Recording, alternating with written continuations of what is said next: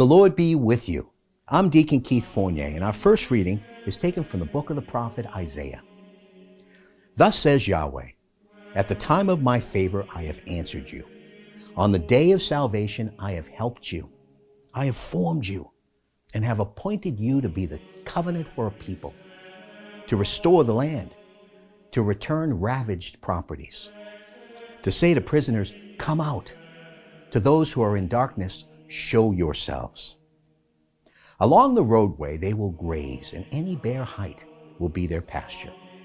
They will never hunger or thirst. Scorching wind and sun will never plague them. For he who pities them will lead them, will guide them to springs of water.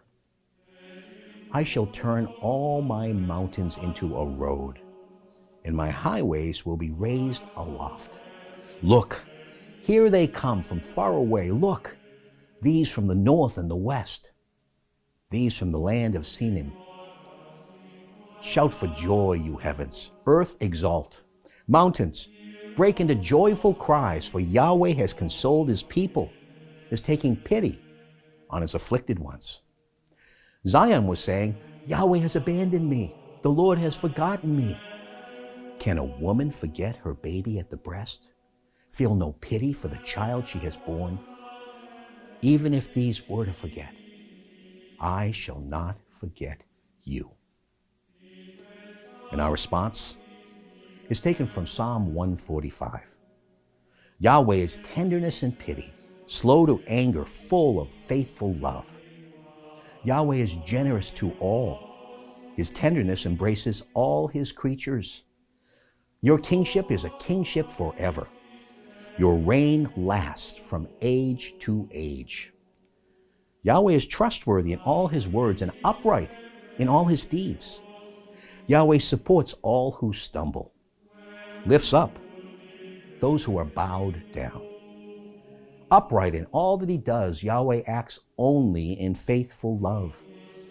He is close to all who call upon him, all who call on him from the heart. A reading from the Holy Gospel according to St. John. The answer Jesus gave to them was, my Father still goes on working, and I am at work too. But that only made the Jews even more intent on killing him, because not only was he breaking the Sabbath, but he spoke of God as his own Father, and so made himself God's equal. To this, Jesus replied, in all truth I tell you, by himself the Son can do nothing.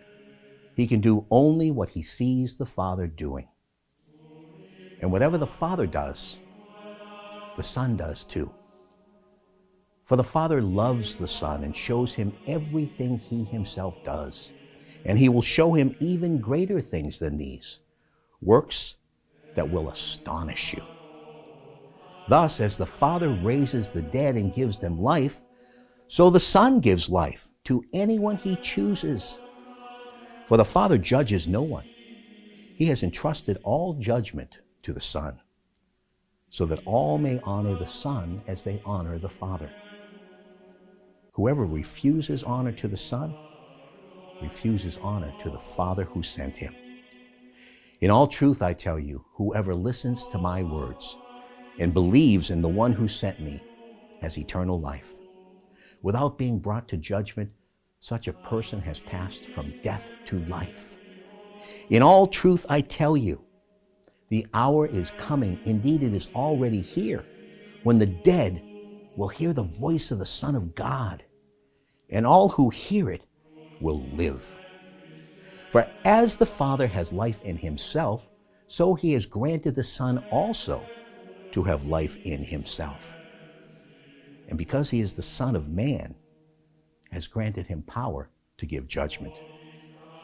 Do not be surprised at this, for the hour is coming when the dead will leave their graves at the sound of his voice. Those who did good will come forth to life, and those who did evil will come forth to judgment. By myself I can do nothing. I can judge only as I am told to judge, and my judging is just, because I seek to do not my own will, but the will of him who sent me. The Gospel of the Lord.